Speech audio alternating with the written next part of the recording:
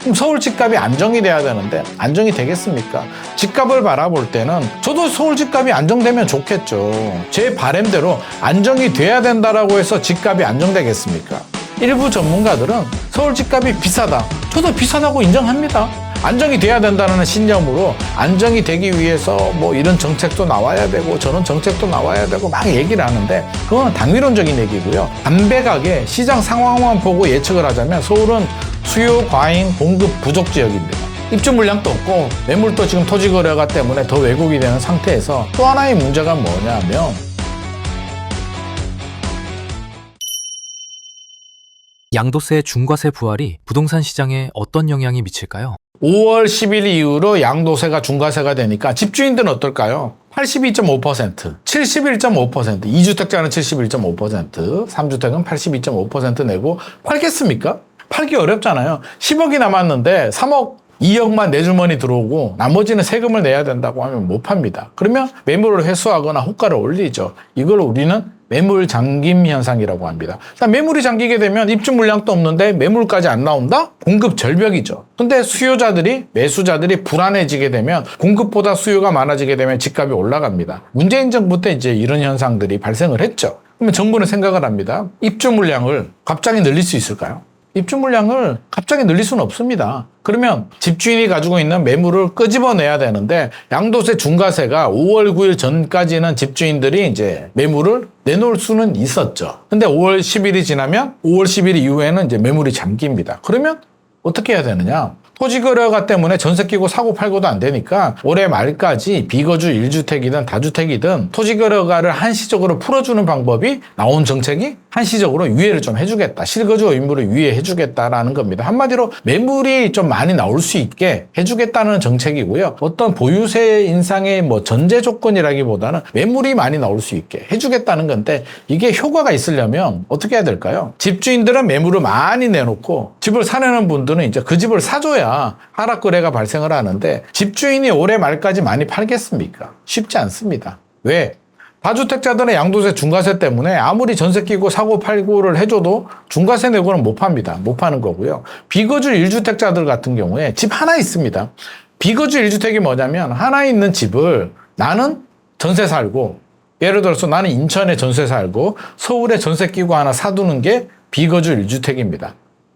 사둘 수도 있고 내가 살고 있다가 서울에 살고 있다가 직장이 인천으로 발령이 나서 서울 집을 전세 주고 나는 인천으로 전세 와서 살 수도 있는 거. 이 모든 게 비거주 1주택입니다. 정부가 올해 말까지 팔 수 있게 해준답니다. 팔겠습니까? 우리 구독자분들은 아마 고개를 갸우뚱할 겁니다. 왜?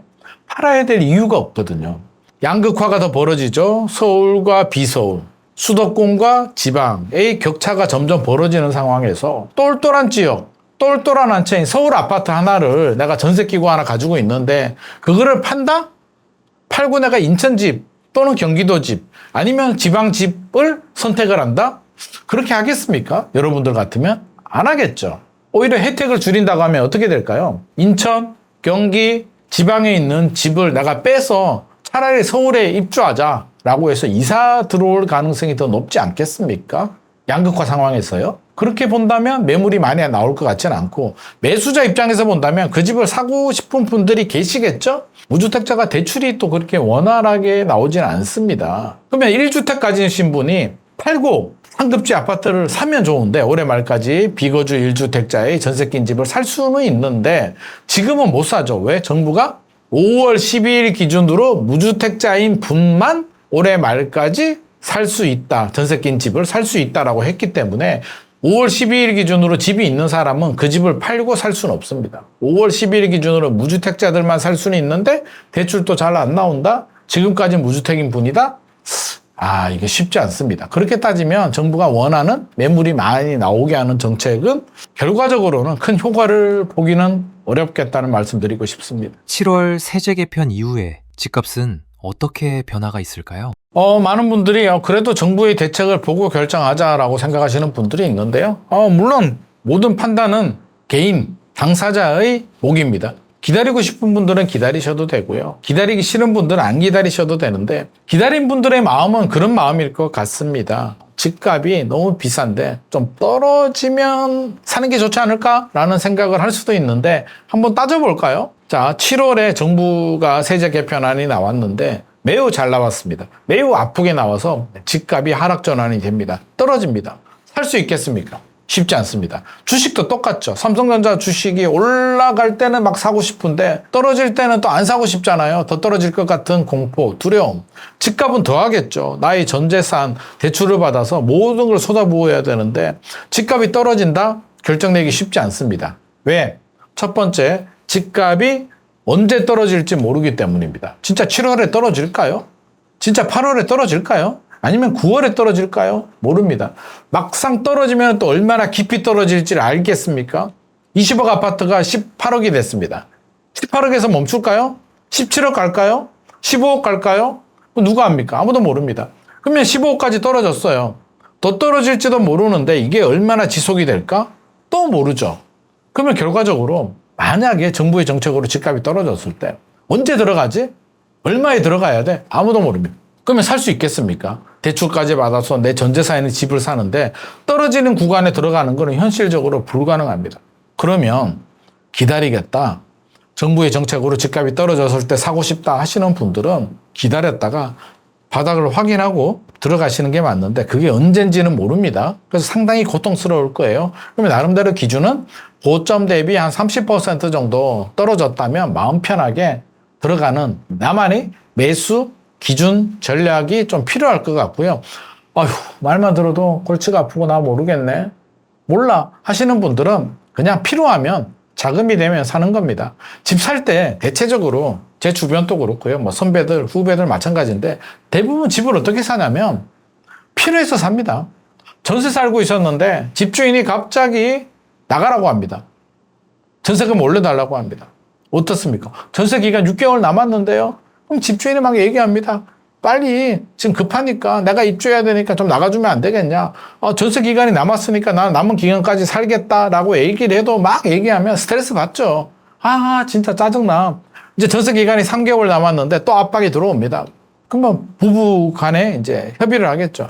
아, 당신 여보 우리 도저히 못 살겠다. 스트레스 받아서 그냥 집 사자. 대출 받아서.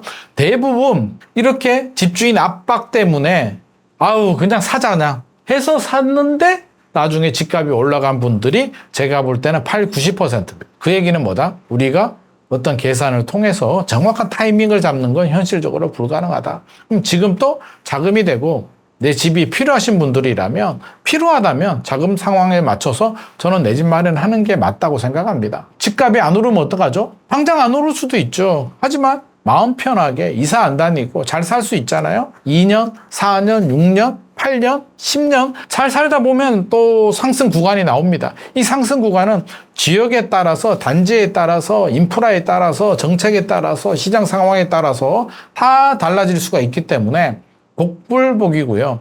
살다 보면 10년 내에 한 번은 올라가는 구간이 나옵니다. 비싼 동네, 서울, 뭐 강남 3구, 용산구, 한강벨트는 그게 더 빨리 더 많이 오랫동안 상승이 유지될 수는 있는 거고 외곽 지역들은 짧아질 수는 있는데 외곽 지역은 10년 동안 8년 안 오르다가 2년 오를 때는 가파르게 올라가는 특징이 있고요. 인기 지역들은 천천히 이렇게 지속적으로 올라가는 특징이 있습니다. 10년을 바라보면 기본적으로는 화폐 가치, 인플레이션 방어를 하기 때문에 화폐 가치 하락분이 반영이 되고 좀 더 반영이 된다면 10년 후에는 지금보다 올라가 있을 가능성이 높으니까 거주 목적으로 주거 안정을 위해서 내 집 마련하는 게 맞다. 하지만 나는 필요가 없다. 돈이 없다. 부모님한테 받을 집이 있다. 뭐 여러 가지 사정이 있을 수 있잖아요. 꼭 필요하지 않는 분들은 굳이 포모, 나 혼자 벼락거지가 될 그런 두려운 마음 때문에 그렇게 할 필요는 없습니다. 모든 사람이 집을 사자고 몰려들게 되면 과수요가 돼서 오히려 집값이 이상 급등할 수도 있기 때문에 자금이 되고 필요한 분들 위주로 내 집 마련하는 게 맞을 것 같습니다. 그러면 이제 고민이 많으신 분들은 이제 답을 내셔야 됩니다. 내가 필요하냐? 자금이 되냐? 사야 될 때냐? 아니면 나는 살 이유가 없다. 부모님한테 받을 집이 있다. 아니면 뭐 전문직이거나 돈이 많아. 그럴 수도 있지 않아요? 주식 한 100억 있어. 집 굳이 안 사도 돼. 마음만 먹으면 살 수 있는데 안 사도 돼. 이런 분들, 능력 되시는 분들은 안 사셔도 됩니다. 이런 분들까지 다 집 사자라고 하면 사야 되는 분들이 못 살 수도 있으니까 필요하고 자금이 되는 범위 내에서 절대 무리하시면 안 되고요. 언제라도 금리는 올라갈 수 있습니다. 금리가 1.5배, 2배 올라갈 수도 있고 하락 구간이 나올 수도 있습니다. 예상치 못하는 변수들이 생기면 집값이 떨어질 수도 있는데 이자 내면서 이자를 더 올려내면서 2, 3년은 버틸 수 있는 게 리스크 관리이기 때문에 금리가 좀 올라가더라도 나는 충분히 버틸 수가 있다. 주거 안정을 위해서 집이 필요하다. 이런 분들은 내 상황에 맞춰서 내 집 마련 하시는 게 정답일 것 같고요. 전세 기간이 남은 분들이라도 필요하다고 생각하시면 집주인한테 얘기를 하고 전세를 빼서 내 집 마련 하시는 것도 좋은 전략이 될 것 같습니다. 선거 결과가 어떻게 되든 일반 국민들은 어차피 집 못 사는 거 아닌가요? 일반 서울 시민들이 집을 살 수 있냐? 쉽지 않습니다. 물론 부모님을 잘 뒀거나 주식이 대박이 났거나 하이닉스 삼성전자처럼 성과급 대박이 났거나 뭔가가 있으면 가능은 하겠죠. 근데 주식 대박 난 분들이 뭐 있지만 우리 주변에 그렇게 흔하지는 않고요. 인센티브 받은 분들, 뭐 그렇게 몇 억씩 받은 분들 또 흔하지도 않고 부모님 잘 만나서 부모님한테 도움 받는 분이 흔하지는 않습니다. 사기 쉽지 않습니다. 그러면 어느 시장이 되더라도 금방 사기 좋다는 게 뭡니까? 집값이 안정이 된다. 저평가가 된다. 내 소득 수준이 높아져야 되는데 소득 수준이 갑자기 높아지기는 재테크를 잘하거나 뭐 회사를 잘 선택하는 것 외에는 불가능한 얘기고요. 그럼 서울 집값이 안정이 돼야 되는데 안정이 되겠습니까? 집값을 바라볼 때는 저도 서울 집값이 안정되면 좋겠죠. 제 바람대로 안정이 돼야 된다라고 해서 집값이 안정되겠습니까? 일부 전문가들은 서울 집값이 비싸다. 저도 비싸다고 인정합니다. 안정이 돼야 된다는 신념으로 안정이 되기 위해서 뭐 이런 정책도 나와야 되고 저런 정책도 나와야 되고 막 얘기를 하는데 그거는 당위론적인 얘기고요. 담백하게 시장 상황만 보고 예측을 하자면 서울은 수요 과잉 공급 부족 지역입니다. 무슨 말이냐면 서울은 집을 지을 땅이 없죠. 지금 뭐 열심히 노력합니다. 정부도 129 공급 대책으로 유유부지 발굴해서 서울에 32,000호, 수도권 다 해서 6만 호. 작년 97 공급 대책으로 2030년까지 135만 호 찾고 뭐 발표는 많이 하는데 135만 호가 될 리도 없고요. 될 수도 없습니다. 땅이 없기 때문이죠. 옛날 80년대만 하더라도 강동구 고덕, 지금 고덕주공에 있는 그라시움 같은 아파트가 재건축이 됐죠. 둔촌 주공에 있는 거. 잠실, 강서구 가양, 노원구 상계, 택지 개발을 할 수 있는 땅들이 굉장히 많았습니다. 강남도 따지고 보면 택지 개발을 한 거죠. 1970년대 영동 개발을 통해서 빈 땅에다가 많이 지을 수가 있었는데 이제는 서울이 없습니다. 한강을 복개하거나 여의도 국회 자리를 밀어버리거나 잠실 운동장 부지를 뭐 복합 개발을 하거나 이런 거 아니고는 현실적으로 대규모 아파트를 지을 땅이 없기 때문에 공급 부족인데 반대로 해서 가면 뭐다? 서울의 아파트가 약 180만 호가 넘거든요.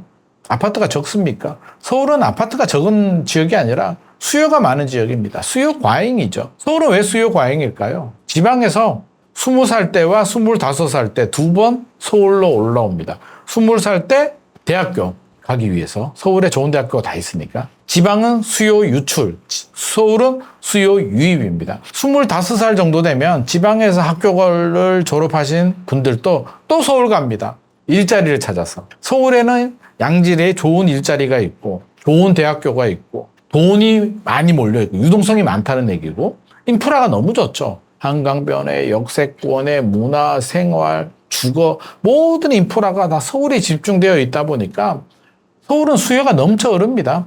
서울 인구가 좀 줄었어요. 한 10년 전에 1000만이 넘어섰는데 지금은 930만 명 정도 되는데 서울이 수요 과잉이라면서 인구는 왜 줄었을까라고 생각해 보면 워낙 주거 비용이 부담이 크기 때문에 경기 인천으로 이제 떠밀려 나가서 서울 인구가 준 거지 서울, 경기, 인천을 전체적으로 보게 되면 여전히 늘어나고 있고요. 10년 후에도 수요는 늘어날 겁니다. 그럼 수요가 계속 늘어나는데 공급은 부족하다? 집값 상승 곡선이 그려지죠. 수요 대비 공급 대비 수요가 많으면 집값이 올라가는 거고요. 공급 대비 수요가 적으면 집값은 떨어집니다. 여기에 하나 더 입주 물량도 없고 매물도 지금 토지 거래가 때문에 더 왜곡이 되는 상태에서 또 하나의 문제가 뭐냐면 신혼부부들이 이제 결혼을 합니다. 2025년에 4만 9천 쌍이 결혼했는데 2024년에는 4만 2천 쌍, 코로나 시절에는 한 3만 5천 정도가 결혼을 했습니다. 이 신혼부부가 부동산 측면에서 보면 뭐냐면 가구수 분화입니다. 부모님 집에 살다가 분가하는 거잖아요. 가구수가 없던 수요가 떡하니 하나가 더 생깁니다. 주택 구매 수요가 플러스 1이 된다는 건데 2025년에는 플러스 4만 9천이 됐다는 거예요. 입주 물량은 올해 더 부족한데 결혼하신 분들이 4만 9천, 올해는 5만 상이 넘겠죠. 주변에 결혼하신 분들 많잖아요. 그분들이 어디로 가겠습니까? 부모님 집에서 살겠습니까? 텐트 치고 살겠습니까? 안 되죠. 집을 구해야 되는데 전세집을 알아보는데 요즘 전세 매물 실종이죠. 큰일 났다. 어떻게 월세 내? 월세 낼 바에는 집 사는 게 낫지 않을까? 집 사죠. 집값 올라갑니다. 이런 현상들이 지금 발생을 하고 있기 때문에 서울 집값은 올라갑니다. 강남은 먼저 올랐고 외곽 지역들, 경기 인천 지역들도 올라가고 있기 때문에 우리 청년들이 내 집 마련 못하겠다라는 불안한 마음을 가지는 건 당연하고요. 답답할 겁니다. 기다리면 해결이 될까? 제가 볼 때는 기다린다고 해결되지 않습니다. 서울의 공급 물량이 정부 계획처럼 135만 호가 2030년까지 착공을 하고 서울에 3만 호가 나오더라도 서울에 3만 호는요 1년 동안 결혼하는 신혼부부들이 다 가지고 가도 모자라는데 다 합쳐서 2030년까지인가요? 32년까지 3만 호 유유부지 발굴하겠다고 하니까 턱없이 부족한 숫자입니다. 그렇게 따져본다면 서울의 수요 과잉 공급 부족이 해결되지 않는 한 서울의 주거 문제는 계속 불안할 가능성이 높고요. 그럼 이게 바람직하지 않다, 옳지 않다, 여러 가지 의견들이 있는데 저도 서울 집값이 이렇게 비싸고 우리 자녀 세대들이 사지 못하는 부분에 대해서는 굉장히 마음이 무겁고 안타깝게 생각은 하고 있습니다만 구조적으로 해결되기는 저는 굉장히 좀 어려운 구조라고 생각이 됩니다. 공급을 늘리기도 어렵고요. 서울 수요를 분산하기도 굉장히 어렵기 때문입니다. 그렇게 바라본다면 정부가 해결해준다, 기다리면 떨어진다, 이걸 기다리기보다는 지금이라도 내 자금에 맞춰서 최선의 선택을 할 수 있는 뭔가의 나만의 돌파구 전략을 마련할 필요가 있을 것 같습니다.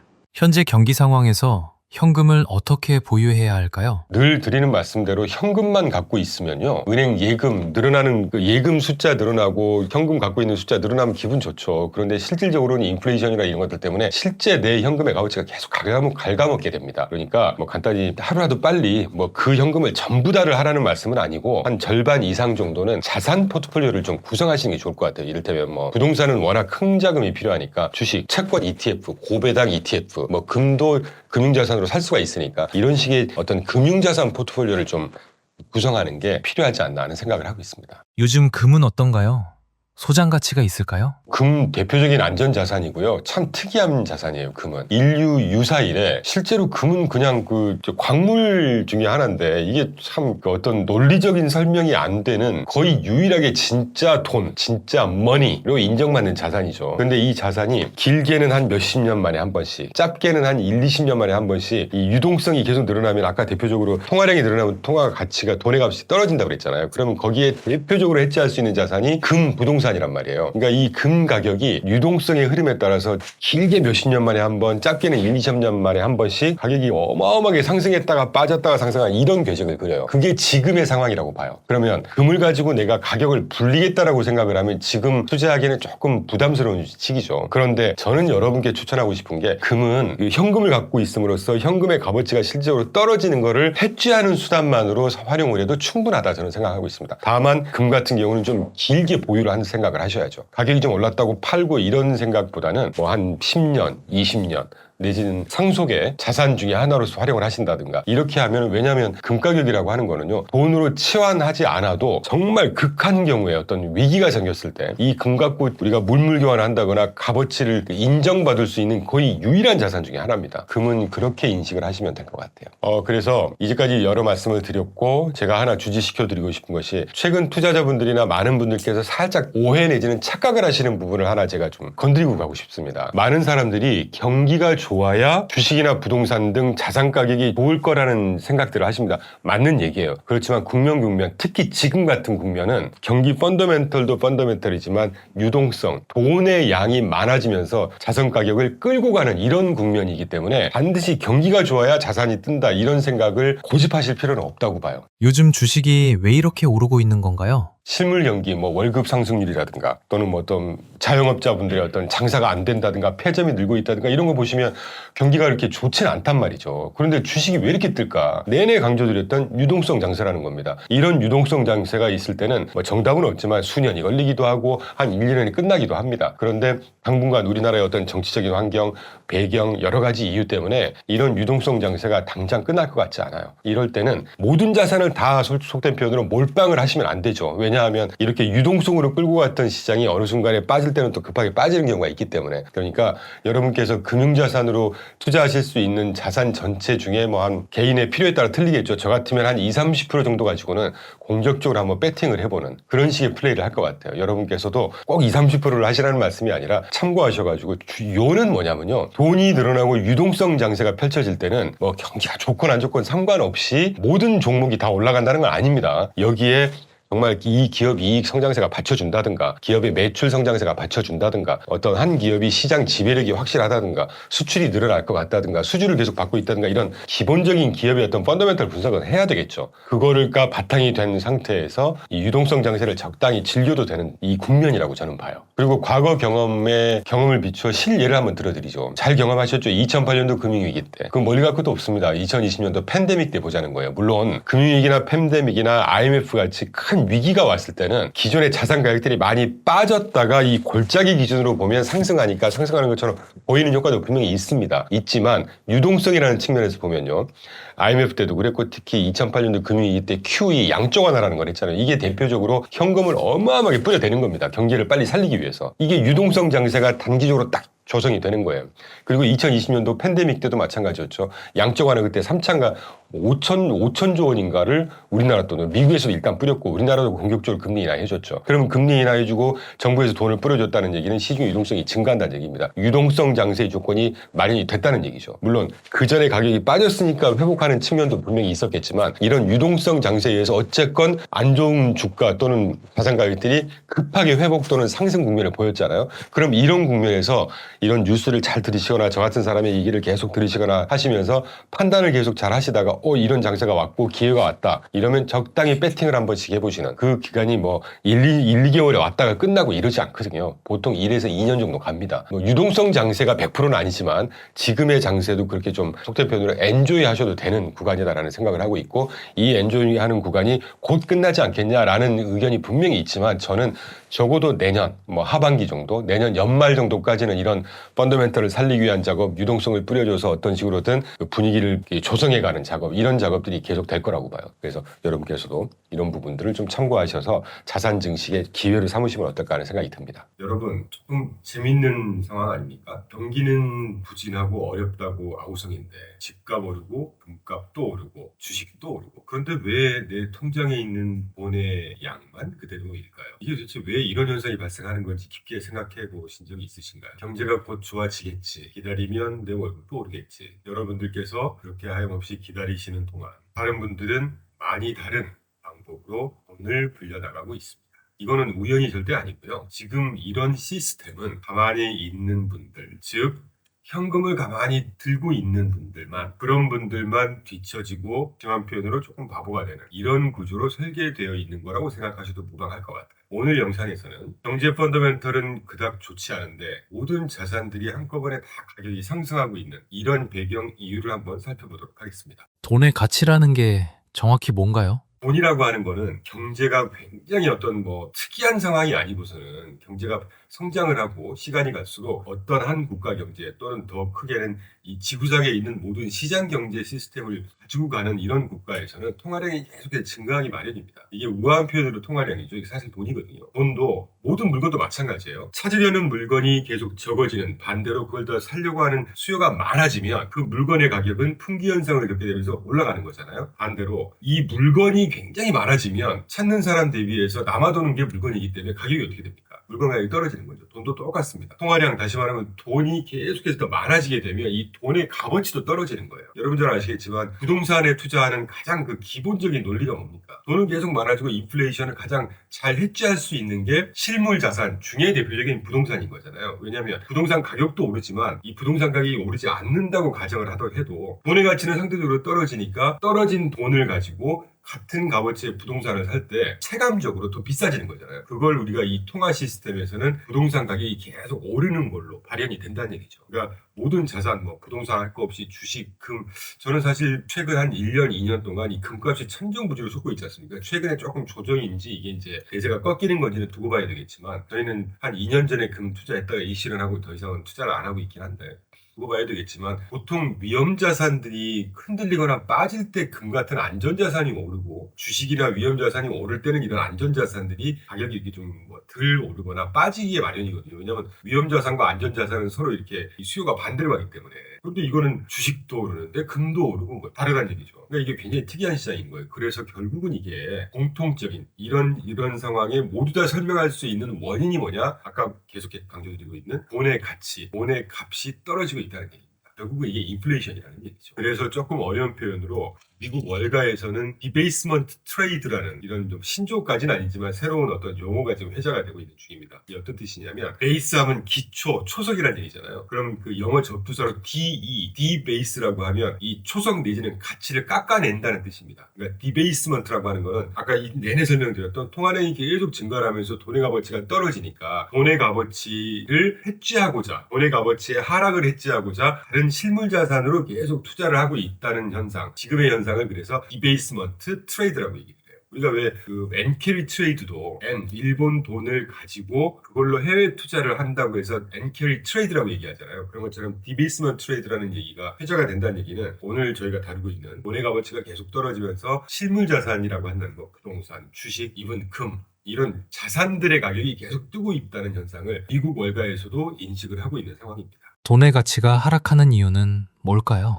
실질적인 이유로는 이제 정치적인 이유가 있을 것이고 국가 운영을 할 때 재무적인 이유가 있고 여러 가지 이유가 있겠지만 대표적으로 미국을 한번 보죠. 미국은 지금 국가 부채가 그러니까 국가 부채라고 하면 연방 정부가 국가를 운영할 때 필요한 자금을 조달하는 방법은 직접 빌릴 수도 있겠지만 보통 채권을 발행을 합니다. 그게 가장 확실한 약속 증서니까요. 미국 국가가 발행하는 채권을 국채라고 하잖아요. 미국 1년 GDP 보통 이게 얼마나 많은지는 그 나라 GDP 대비 얼마나 많은 빚을 지고 있느냐를 표현을 하는데 미국의 GDP가 30조 달러 정도 됩니다. 참고로 우리나라 1년 GDP가 1.85 또는 1.9조 달러라고 해요. 그러니까 우리나라의 뭐 한 25배, 15배, 20배 정도 큰 규모죠. 그래서 미국 연방정부에서 조달한 빚, 다시 말하면 국채를 발행한 규모가 36조 달러입니다. 그럼 이게 30조 GDP에 36조를 발행했으니까 퍼센티지로는 미국 GDP의 120% 정도의 빚을 지고 있는 거예요. 그러면 이 빚도 빚이지만 이 국채를 발행했다는 얘기는 국채에 투자한 사람들한테 이자를 계속 줘야 될 거 아닙니까? 그러니까 흔히 들어보셨을 거예요. 1년 이자만 뭐 무슨 1000조? 뭐 100조, 1000조 어마어마한 우리나라 1년 그 예산보다 더 많은 걸 채권 투자한 이자로만 계속 주고 있다는 얘기예요. 그러면 뭐가 더 필요할까요? 달러를 줘야 되니까 달러를 계속 찍어내야 될 거 아닙니까? 그럼 달러가 양이 어마어마하게 증가하는 것이죠. 그러니까 여기서 미국과 다른 나라들의 경제 논리가 똑같이 적용되지 않는 아주 특이한 현상을 겪습니다. 우리나라에서 만약에 그 어마어마한 원화를 찍어냈다고 생각해보세요. 그러면 하이퍼 인플레이션, 초인플레이션, 물가가 엄청나게 뜰 것이고 우리나라 원화값은 거의 정말 휴지 조각이 될 겁니다. 그런데 미국 달러는 그렇지 않아요. 그러니까 저처럼 이렇게 방송이나 유튜브에서 막 달러의 값어치에 대해서 뭐 비관적으로 얘기하고 미국의 기축통화 역할이 끝났고 망했다 좀 확대해서 가고 있는 겁니다. 지금 여러분 참고를 위해서. 이렇게 비관적으로 하는 사람들은 미국의 패권적인 지위를 잘 모르거나 인정하지 않는 분들이 그렇게 약간 곡해를 하는 경향이 있어요. 그런데 유일하게 미국은요. 아무리 많이 찍어내도 없어서 못 찾는 전 세계 사람들이 없어서 못 찾는 통화가 US 달러입니다. 그렇기 때문에 적어도 제가 볼 때는 한 향후 30년에서 50년 동안은 이렇게 굉장히 많은 달러를 계속 발행했는데도 또 계속 찍어낼 거예요. 계속 아마. 국가를 운영할 때 빚도 줘야 되고 이자도 줘야 되고 전 세계가 없어서 안 다니니까 에도 불구하고 US 달러 값은 그렇게 빠지지 않아요. 왜냐 미국은 유일한 패권국이고 기축통화국이기 때문에 그렇습니다. 이건 인정하고 가셔야 돼요. 자 어쨌든 미국에서도 어마어마하게 많은 달러를 찍어내고 있잖아요. 앞으로도 찍어낼 거고. 그리고 지난 7월 달에 오빠 법안 OBBB 감세안에서 부채 한도 상한을 더 5조 달러만큼 상향 조정을 했습니다. 그러면 단순한 얘기로 그 5조 달러만큼 돈을 더 찍어낸다는 얘기예요. 그렇게 되면 시중에 유동성이 많아지면 이 현금이 많아질 때 현금 갖고 살 수 있는 물건의 값들은 어떻게 될까요? US 달러 값은 어쨌든 싸질 거 아닙니까? 그러면 이 US 달러로 살 수 있는 물건, 아까 말씀드린 부동산, 주식, 금, 채권이건 뭐건 다 평균적으로 가격이 오르게 되는 것이죠. 분명히 미국 경제 펀더멘털이 탄탄한 것도 있고 뭐 M7을 대표하는 미국의 빅테크들 전 세계를 끌어가는 정말 민간 부분에서 패권 적인 지위를 누리고 있는 기업들이 수익성이 좋아지고 이런 이유도 있겠지만 펀더멘탈한 이유도 있겠지만 큰 한 상승의 원인의 축으로 이 US 달러 통화가 많아지고 상대적으로 값어치가 떨어지기 때문에 그걸로 똑같이 살 수 있는 주식, 부동산 가격들은 더 오르게 마련 아니겠어요, 상대적으로. 이런 이유가 분명히 있다고 봐요. 그리고 이제 정치적으로는 어떻게든 자산을 계속해서 가격을 높여주고 해야 미국의 은퇴자들, 우리나라도 마찬가지입니다. 국민들, 투자하는 사람들, 민심이라는 게 더 우호적으로 바뀌지 않겠습니까? 당연한 거 아니겠습니까? 우리나라 주식도 저는 그런 이유가 크다고 봐요, 지금.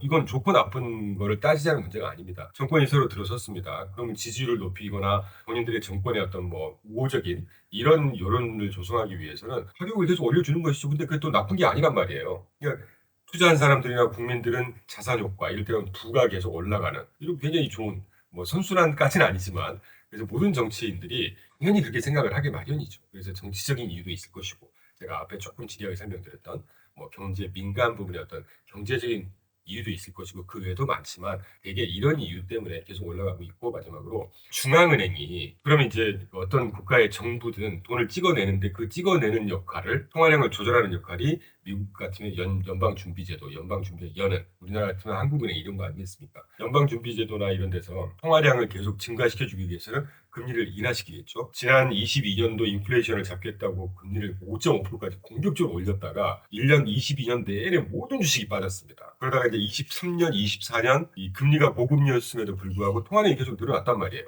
그러니까 이 주식이 엄청 떴고, 물론 펀더멘털도 워낙 좋았고, 그래서 22년, 23년, 24년도에 미국 경기가 고금리 때문에 분명히 이제 좀 힘들어질 것 같은 그런 상황이 단적으로 조금 있었거든요. 그러니까 이제 중앙은행에서 인플레이션이 적당히 어느 정도 잡힐 때까지 기다렸다가 저는 23년도 하반기라고 보는데 그때부터 이제 완화 스탠스로 살짝 돌아요. 완화 스탠스로 돌았다는 얘기는 시중의 유동성을 다시 본격적으로 증가시켜줄 수 있는 금리 인하 스탠스로 피벗을 하기 시작했다는 얘기입니다. 그러면 똑같은 얘기로 금리 인하시켜주면 시중의 유동성 늘어날 거고, 시중의 유동성 늘어나면 달러값 값어치 떨어질 거고, 또는 그렇게 시장 참여자들이 예상을 할 거고, 그걸 해지하기 위해서 상대적으로 더 가격이 올라갈 수밖에 없는 실물 자산, 부동산, 채권, 주식, 이븐 금까지도 계속 오르고 있는 것이고, 제가 이 중앙은행의 금리 인하 피벗을 말씀드린 이유는 지금이요, 여러분. 이 펀더멘털이나 기업 이익이라든가 이런 거에 의해서 펀더멘털한 상승도 분명히 효과가 절반 이상은 있을 겁니다. 미국 주식이든 한국 주식은 조금 경우에 따라 틀리긴 하더라도,